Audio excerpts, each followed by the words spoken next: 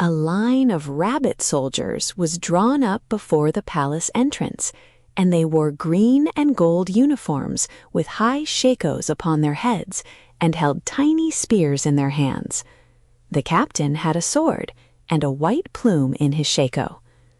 "Salute!" cried the keeper of the wicket. "Salute Princess Dorothy, who comes from Ozma of Oz." "Salute!" yelled the captain, and all the soldiers promptly saluted. They now entered the great hall of the palace, where they met a gaily dressed attendant, from whom the keeper of the wicket inquired if the king were at leisure. "I think so," was the reply. "I heard His Majesty blubbering and wailing as usual only a few minutes ago. If he doesn't stop acting like a crybaby, I'm going to resign my position here and go to work." "What's the matter with your king?" asked Dorothy, surprised to hear the rabbit attendant speak so disrespectfully of his monarch. "Oh, he doesn't want to be king, that's all, and he simply has to," was the reply. "Come," said the keeper of the wicket, sternly, "lead us to His Majesty, and do not air our troubles before strangers, I beg of you." "Why, if this girl is going to see the king, he'll air his own troubles," returned the attendant. "That is his royal privilege," declared the keeper. So the attendant led them into a room, all draped with cloth of gold, and furnished with satin-covered gold furniture. There was a throne in this room, set on a dais, and having a big cushioned seat, and on this seat reclined the Rabbit King. He was lying on his back, with his paws in the air, and whining very like a puppy dog. Your Majesty, get up, here's a visitor," called out the attendant. The king rolled over and looked at Dorothy with one watery pink eye. Then he sat up and wiped his eyes carefully with a silk handkerchief and put on his jeweled crown, which had fallen off. "Excuse my grief, fair stranger," he said in a sad voice. "You behold in me the most miserable monarch in all the world. What time is it, Blinkum?" "1 o'clock, your Majesty," replied the attendant to whom the question was addressed. "Serve luncheon at once," commanded the king.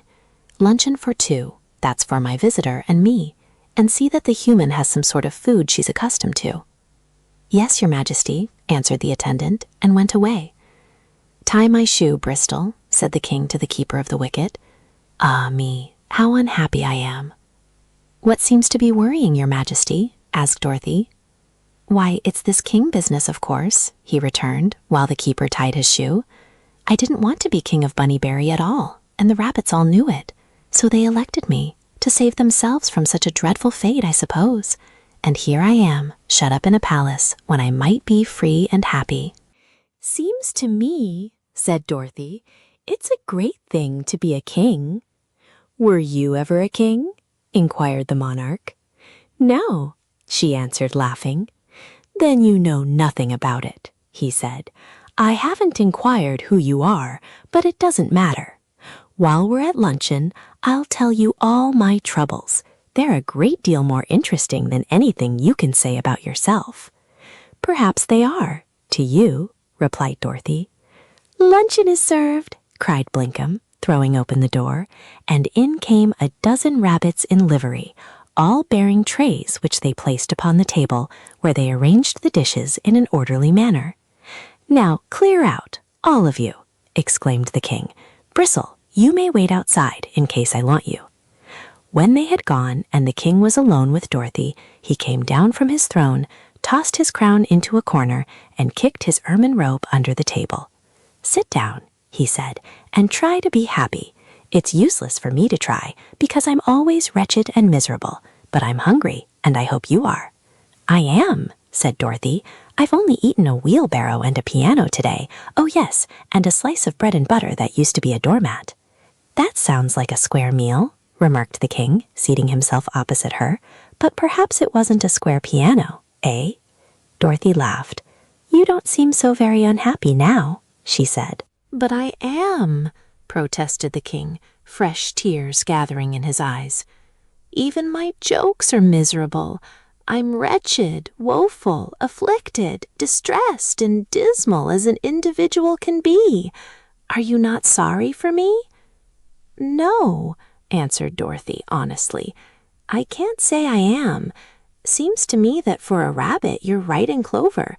This is the prettiest little city I ever saw." "Oh, the city is good enough," he admitted. "Glinda, the good sorceress, made it for us because she was fond of rabbits. I don't mind the city so much, although I wouldn't live here if I had my choice. It is being king that has absolutely ruined my happiness." "Why wouldn't you live here by choice?" she asked. "Because it is all unnatural, my dear. Rabbits are out of place in such luxury. When I was young, I lived in a burrow in the forest. I was surrounded by enemies and often had to run for my life. It was hard getting enough to eat at times, and when I found a bunch of clover, I had to listen and look for danger while I ate it. Wolves prowled around the hole in which I lived, and sometimes I didn't dare stir out for days at a time. Oh, how happy and contented I was then! I was a real rabbit, as nature made me, wild and free, and I even enjoyed listening to the startled throbbing of my own heart." "I've often thought," said Dorothy, who was busily eating, "that it would be fun to be a rabbit." "It is fun, when you're the genuine article," agreed His Majesty. "But look at me now. I live in a marble palace instead of a hole in the ground. I have all I want to eat without the joy of hunting for it. Every day I must dress in fine clothes and wear that horrible crown till it makes my head ache. Rabbits come to me with all sorts of troubles, when my own troubles are the only ones I care about. When I walk out, I can't hop and run. I must strut on my rear legs and wear an ermine robe. And the soldiers salute me, and the band plays, and the other rabbits laugh and clap their paws and cry out, 'Hail to the king!'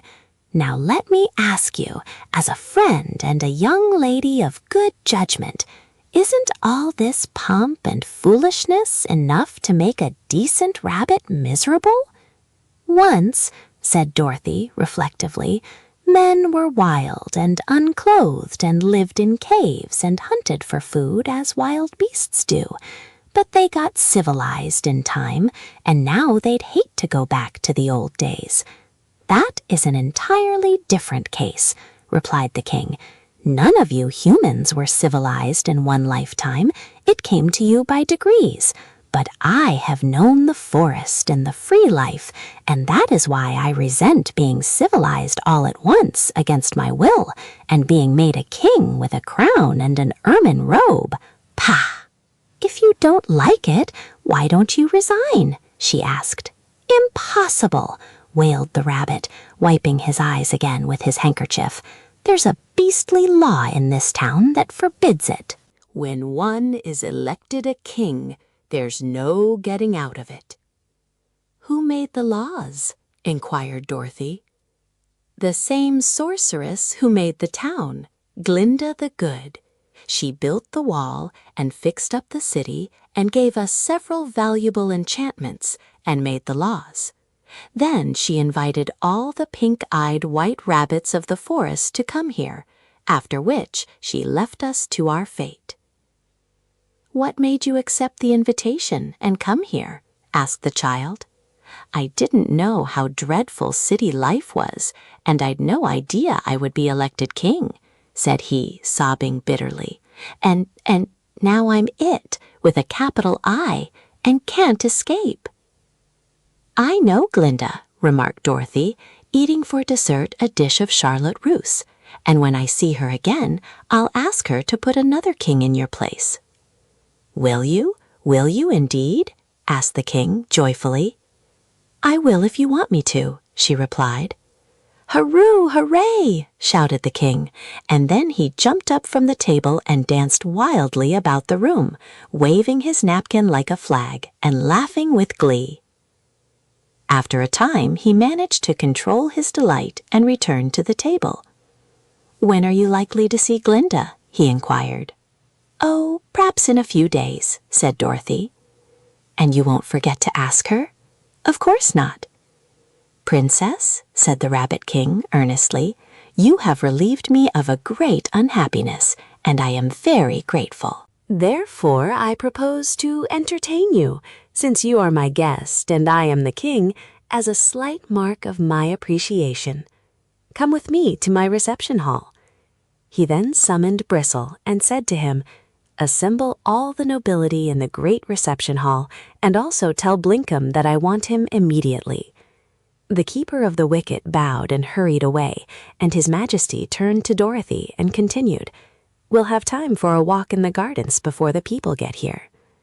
The gardens were back of the palace and were filled with beautiful flowers and fragrant shrubs, with many shade and fruit trees and marble-paved walks running in every direction. As they entered this place, Blinkum came running to the king, who gave him several orders in a low voice. Then His Majesty rejoined Dorothy and led her through the gardens, which she admired very much.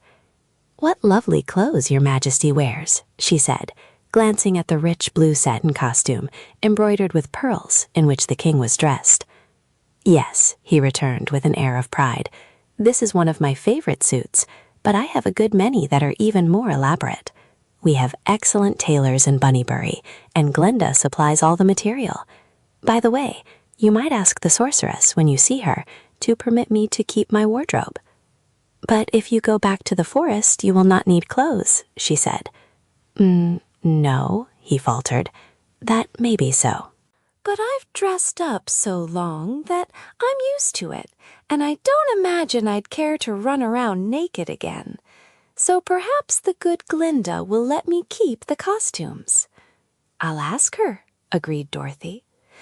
Then they left the gardens and went into a fine big reception hall, where rich rugs were spread upon the tiled floors, and the furniture was exquisitely carved and studded with jewels. The king's chair was an especially pretty piece of furniture, being in the shape of a silver lily with one leaf bent over to form the seat. The silver was everywhere thickly encrusted with diamonds, and the seat was upholstered in white satin. "Oh, what a splendid chair!" cried Dorothy, clasping her hands admiringly. "Isn't it?" answered the king proudly. "It is my favorite seat, and I think it especially becoming to my complexion. While I think of it, I wish you'd ask Glinda to let me keep this lily chair when I go away." "It wouldn't look very well in a hole in the ground, would it?" she suggested. "Maybe not, but I'm used to sitting in it, and I'd like to take it with me," he answered. "But here come the ladies and gentlemen of the court, so please sit beside me and be presented." How the king changed his mind.